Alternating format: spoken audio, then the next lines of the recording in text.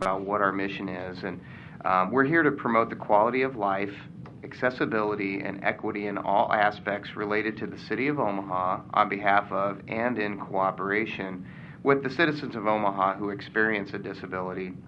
We're here to advise the mayor, the city council, city department heads, and other City of Omaha personnel on issues of access, representation, employment, housing, and quality of life affecting city citizens with disabilities and their respective families.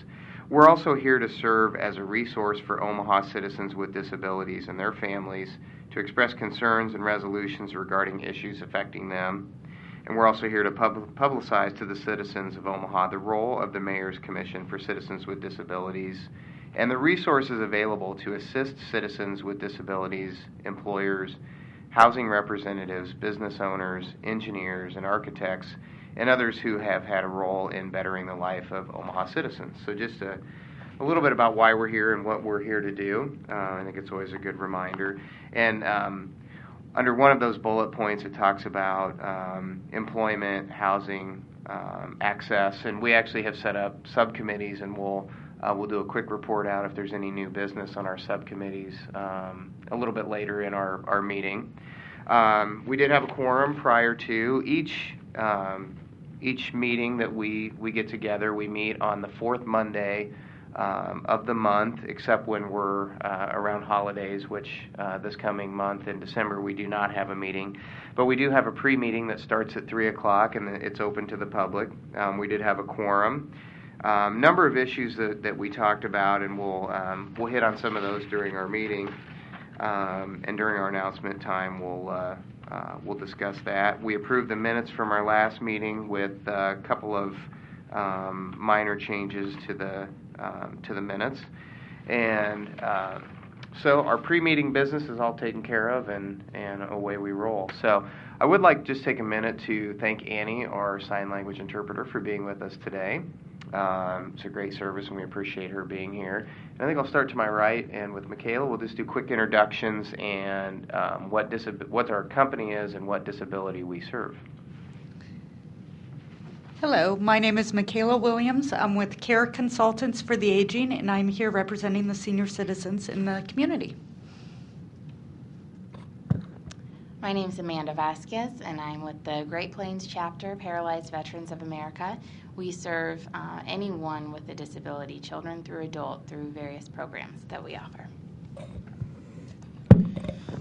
Hi, my name is Kathy Miklas. I'm a speech-language pathologist for Allegiant Creighton Health at Home, and I'm representing people who have communication difficulties, or if there are people in the community who would like more information about how to communicate with people who have speech or language disabilities, I would be happy to answer those questions as well.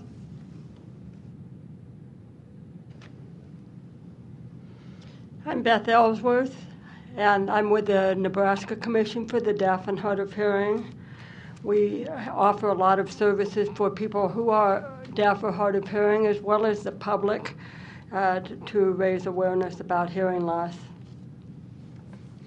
I'm Mary Angus. I have my own company, Angus Disability Consulting, which relates to all types of disability issues and rights issues.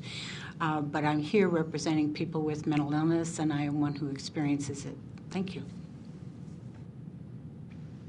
Hello, my name is Mark Smith.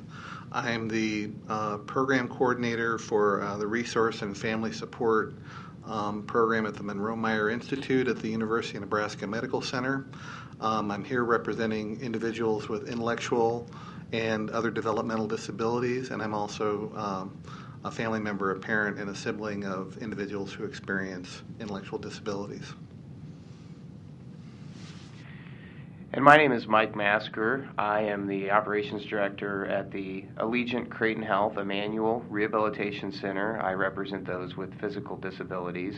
At the Emmanuel Rehabilitation Center, we have a full continuum of rehabilitation services, including inpatient rehab, acute rehab, as well as rehab physician services and a full continuum of therapy services, including occupational therapy, speech therapy, physical therapy, and therapeutic recreation services. So great group, and we really appreciate everybody being here and appreciate the talents that everybody brings to the table.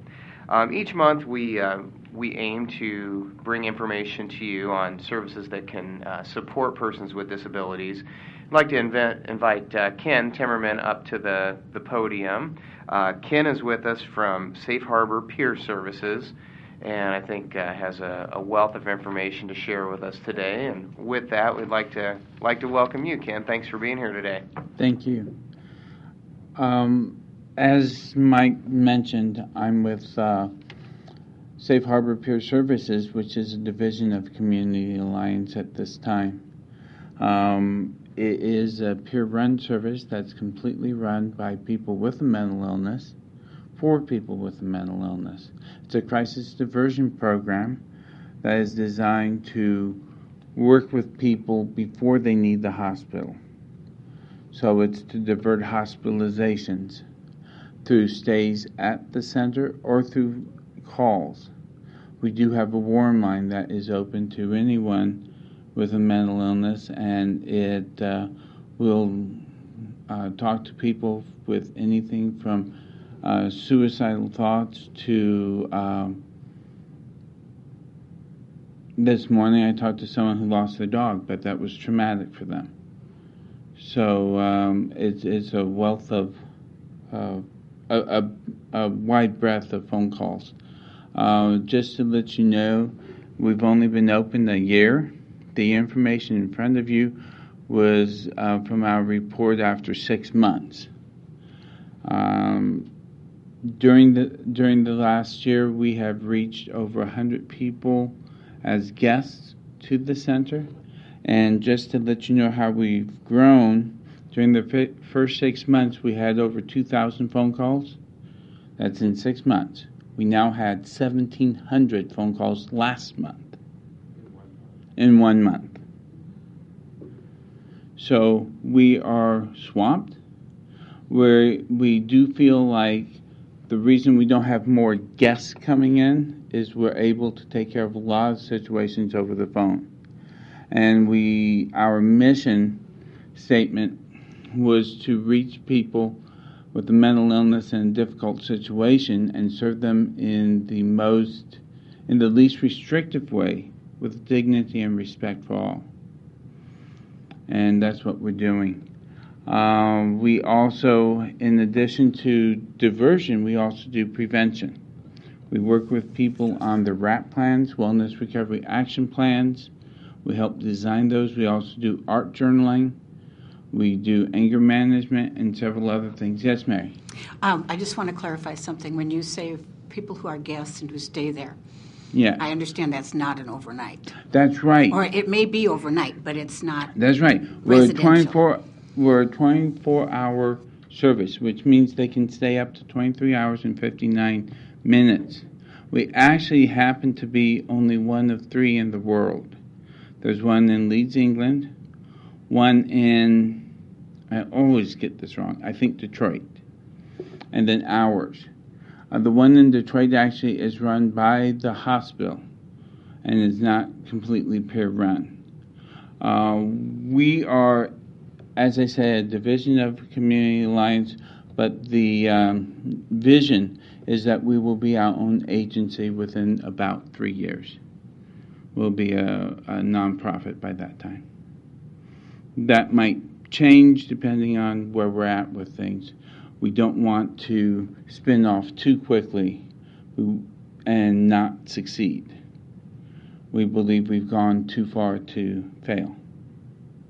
We believe we've met a need out there, as you can tell. Also, to let you know about the guests, although they can stay up to 23 hours, our average stay is 3 hours. And the amazing thing about that is in the literature you'll notice that 92% of those who are surveyed, who actually answered the surveys, said that it prevented the hospitalization. And that's pretty amazing with a 3-hour stay. Now, usually that 3-hour stay is not just a 3-hour stay. Usually it's backed by giving them resources, having them come back the next day for a few days straight, or getting them on the phone call regularly. so we don't just push them out the door. There's a lot of support behind it. That's one of the things we do best is we provide support. The reason that makes it so successful is that people who have a lived shared experience can reach people a lot better. It's no longer us telling you what to do. It's saying, I've been where you're at. Let's go there together. And that's what it's all about. Yes, Mary. Ken, that's given me the chills. and I've been familiar with this for ages now, and I just, given me the chills that somebody in less than 3 hours with the additional support can keep from going to the hospital. And I say that as a person who's been hospitalized many, many times, and there was no alternative. Yeah. Yeah, in fact, that's how this started. It's 10 years ago. Do you mind if I share the history a little bit? Okay. 10 years ago, I was homeless. I was without a job. I had lost my family. I had been hospitalized. I had lost everything. I was on so many medications I could hardly walk or talk right. I showed up at Community Alliance. It took a long time for me to figure out that there was more than just surviving. And that's what this is all about. It's all about recovery. People with a mental illness can recover and do recover. And recovery isn't just going back to baseline. Recovery is, one person put it, a friend of mine, Dr. Jai Sukram, put it that it's not surviving, it's thriving. And the way I put it is that it's reaching your fullest potential no matter what that potential is. And that's what recovery is all about. But 10 years ago I was there. It took a few years for me to get used to things. And then I believed that there was more to it. I had a mentor who was someone with a mental illness and an addiction like I had. And he had succeeded. He was working there. I thought, well, if he can do it, I can do it.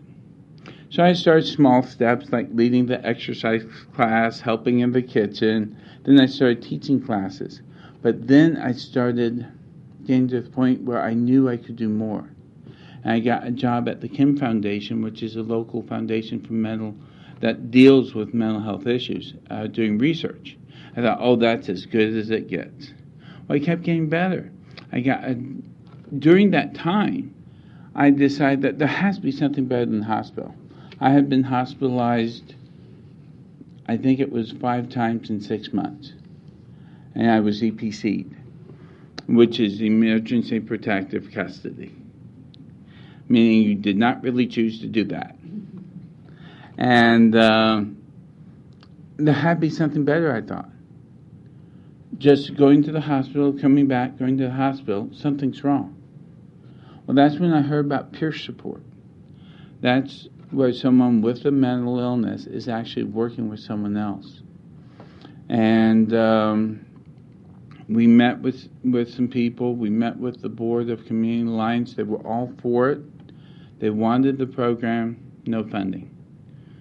I just happened to get a full-time job at Region 6, and one of the jobs as manager of consumer affairs was to help develop and find funding for programs. And 6 years later, the funding was found, and Community Alliance was one of the only bidders. There were 2 bidders, and Community Alliance took the bid, but it is a labor of love. Everyone who works there because they want to. We have a lot of people who never worked before, and they're working there, and they're very successful. We're reaching out to a lot of people and seeing all the successes. Yes? Question, you're talking about the funding and the looking for funding sources. What is the funding for your services, and do the patrons need to pay anything when they call you or when they come for the 23 hours? Sure. No, Kathy. The funding came from Region 6 through their funding. We have a annual funding with them, which of course has to be contracted every year. And then there is no charge for our services. That was very important to me. I did not want to have to exclude anyone who needed services. And telling on myself a little bit, the salaries and the what people are paid who work there is very competitive, is it not? It is. The nice thing about it is that the fact is you should be paid what you're worth. And Community Alliance realized that. Region 6 realized that. And it's a very competitive pay rate. I'm a program manager, and I probably am competitively paid. It's not a token salary, and it's not a token position. The position is high stressed. And we do a lot of things to keep it where people can maintain it. We realize we're working with people like me, and sometimes stress is hard. So we keep it fun. We keep a check on each other. We co-supervise each other. We make sure that everyone's okay. And after a hard call, maybe someone takes an extra break. That's okay. But that's where we've gone. And it's great to see the successes. We've had people who now are, we've had successes within our own staff, but then we've had successes with the people who call us or come and visit us. We have some that don't call anymore because they don't need to. They'll call back every 6 months saying, we're doing great. We'll have people who have, I know of one guy who was having a lot of trouble, had some suicide attempts. He now has a job. He's now doing well, and he's one of those that will call us once a month just to say he's doing well. We have others that call every day, and that's okay. That means that's what they need to stay out of the hospital, and that's okay. Yes, ma'am. Well, so what you're saying is it's totally self-directed. It is completely self-directed. We don't tell people what to do. I work with the staff to make sure we're not saying should and would, but we give choices. We give them suggestions. We tell them, well, when I was in your position, this is what I did. But others have done this, and others have done that. What do you think would work for you? And then we're there to help them and assist them along their journey. Not to lead them or force them, but to walk side by side with them through their journey of recovery. Yes, Mike? I have about 100 questions, so. Okay.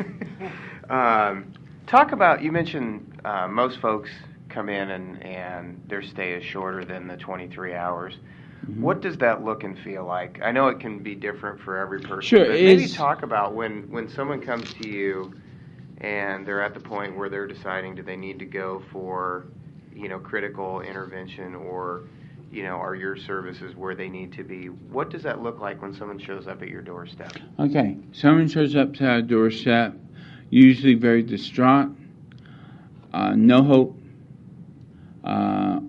or it could be that they just have so much going on that they don't even know where to begin. We sit down with them. Since we are funded, we do have paperwork. But I've worked with my staff where we don't do all the paperwork at once. We just do the immediate needed stuff. Then we'll do the rest later. We'll work with them on what they want. What is it you want? That's one of the questions. What is it you want out of this? What will it look like when you're ready to leave here? So we get a foundation of where they're coming from. And then we're able to base it off of that and start working with what they want. Sometimes what they want isn't what we think. And that's so true with professionals, is they always did what they thought was best. And we believe that the person knows what's best. So we'll work with them as to the resources We'll work with them as to support systems, who in their life can help them with certain things. We'll work with them as being a sounding board for them, being an accountability for them. You know, call us back tomorrow, tell us how you're doing, or we will call you if you would like. And we just go through the crisis with them, whatever it is. Like you said, everyone's different. Every visit is totally different. But the end result is that by the time they leave, they are in a position where they can move on to the next step. I'd like to, when you talk about what it looks like, perhaps starting before that, your location is? Our location is at Lasting Hope. It's in the building. It's in the Annex building, which is on 24th Street. 415 South 25th Avenue. Yes. Okay. And that's where we're at. Our phone number is, our warm line phone number is 402-715-4226. Okay, the next step is when you park across the street from Lasting Hope, you go to the door. You go to the door. Now, there's some things that I wish were different, but That's they're why not. I'm bringing it up. Yeah, they're not. We have some things that just have to happen.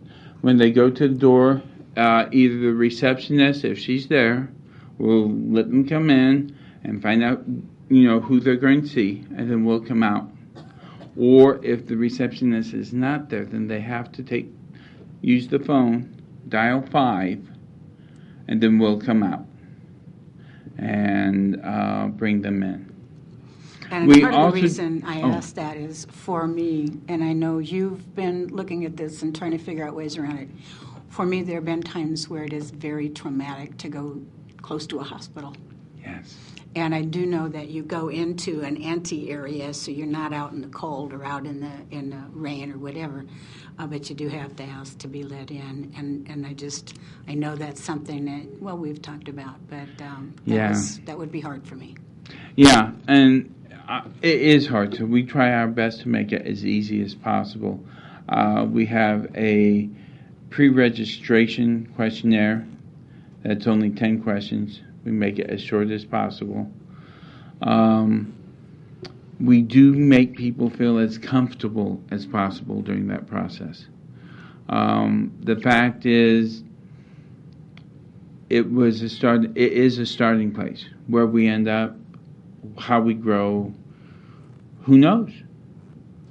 We're named Safe Harbor Peer Services for a reason. There's room to grow. There's room to expand. Yes. I had a question. Ken, you had mentioned earlier that I think you used the word swamped in terms of the number of calls you have coming in now, and I think a lot of programs are experiencing that in the disability and human services fields. Are there any plans at this time to look to expand your operation, or is that just something that's kind of would be nice to think about, but there aren't plans yet? It would be nice to think about, but with the funding we have, we're pretty much in the process we have. Give us a few years. We'll grow. I have no doubt about that. In fact, we just started a new program. Well, we're in the process of using volunteers to help do weekend art journaling and rap support groups. RAP is Wellness Recovery Action Plan. It is a program designed to be self-directed to help someone to stay out of a crisis. Yes. I don't want to interrupt your prepared notes, so if you'd rather have me I wait have till none. Okay, all right, well, there we go. Well, you're doing very well for no prepared notes. I have 3 brief questions for you related to training for the peer specialists. Oh, sure. Okay, question 1 is how much training and what kind of training do they get? Okay. Question 2 is, do you have a screening for peer specialists who may not be appropriate for that position? And 3, what's your level of support from our mental health professionals in the community related to peer specialists doing the phone counseling? Okay. Let's go with the first one, then you may have remind me of the other two. Okay. The first step is all of our staff is certified peer support specialists. So they've gone through a 40-hour course. They have gone through successfully. Then they have gone through a oral and written exam. And they do 6 hours worth of CEUs a year. In addition to that, all of our staff have had extra training. They go through another program on peer support that was designed by Dr. Jai Sukram out of Community Alliance. They also go through a special program that was for the warm line only, that was modeled after the Oregon model, which is known nationally. So that's the programming, that's training. And then the second question? Support from the mental health professional community. So your support from the mental health professional community? Sure. It's growing. We're starting to hear therapists referring us. We have people from Douglas County Mental Health Center referring us, UNMC referring us. So I think it's growing. Of course, Allegiant is referring us. So, yes. So it's growing. It's hard at times because people don't always understand what we do. And they think we're taking things over, which we're not. We're not a substitute for hospitalization. We're not a substitute for therapy. We don't do therapy. We don't do diagnosis. And we don't do acute care. I think those are really important points to make, so I'm glad you mentioned that. And then the third question was about, do you have a screening program to make sure that the peer specialists are appropriate for that position? Yes, we do. As the program manager, I do the hiring. And so I have with upper management, we developed a questionnaire that we go through every time they're hired. And then during their first 6 months, we carefully watch the progress. And we make sure that they have a senior person there training them during that first 6 months. Thank you. Yes, Mike. Okay, question 2 of my 100. Okay. It's fascinating because I do work at a manual. Obviously, I don't work directly with the behavioral health side, but I see the demand, and I've seen the effects that mental illness can have on on families and individuals. So I think your program is fantastic, and I mean it's a huge need that you're filling. And Kathy's question about the support of some of the mental health providers or behavioral health providers in the community, I think we need to explore that even further. And are there ways that there can be better synergies between the two? Because it seems like it fits in perfectly with that continuum. Okay, that wasn't my question, just my monologue. I'm sorry. You mentioned that you've had a physician that's helped support you and develop some of the services or protocols. Is that right? We've had several people supporting us. We've had the founders of the Peer Support Specialist Training Program come in and support us. We have Community Alliance's complete staff behind us. We have worked with people from Allegiant, and they have assisted us. So we get assistance and technical, what is that called? Technical support from a lot of different people. Cool. And we're not talking about computers. So. No, that we really need technical support on. Yeah, we all do. I asked what it looks like when someone shows up at your door. How do you guys know when, or what's the process look like when someone definitely is beyond where you guys can assist them, and what happens in those circumstances? Okay, in those circumstances, let's say we don't know right away. Well, we do release forms with them, and if it gets to the point where we realize that this is no longer in our scope of practice, then we'll do a couple things. We could call 911 and stay with them until 911 comes, or we can walk them down to Lasting Hope, or we can ask them if they have a particular place they want to go. That's the first thing we ask. And if they do, then we ask if they have transportation to that place. So if it's Aunt Mary to take them to Emmanuel, then we'll help them call Aunt Mary and get them to Emmanuel, if that's their preference. That would be you. You guys are related? We've known each other quite a long time. Yes, we have. I got a comment, and I hope you have an answer to this one. In many of the committees, et cetera, that I have been on with professionals, so to speak, professionals, and I guess that they are, but the comment has been, and you're talking about starting a volunteer group, the comment has been that you can't count on people with mental illness, and I've heard this about other disabilities also. You can't count on them, they won't show up, they aren't taking it seriously. And my response to that has always been, okay, if they're able to do this volunteer work, oftentimes they are able to get a job and therefore are unable to come to do this sort of work. The other piece is, do they have transportation? Are they able to get there? A variety of supports to allow a person who's impoverished, usually, who may not be able to get there in a timely fashion because they used a bus or what have you. What are you going to do to make sure that your volunteers are supported to stay volunteers?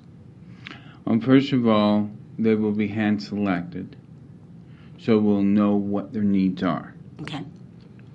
We'll make sure that we operate within those needs. If they can only work 4 hours a day, we'll take those 4 hours. Okay. If they have to work their schedule around a bus schedule, we'll do that.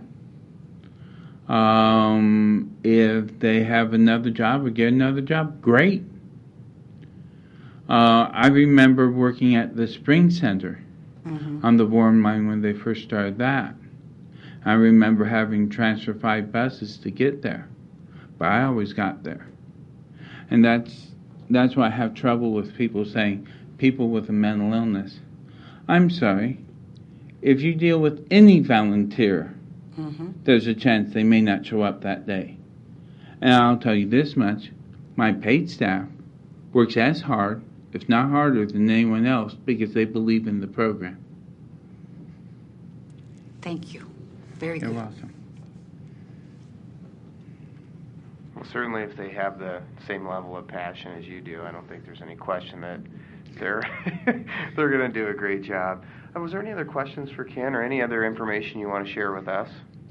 No.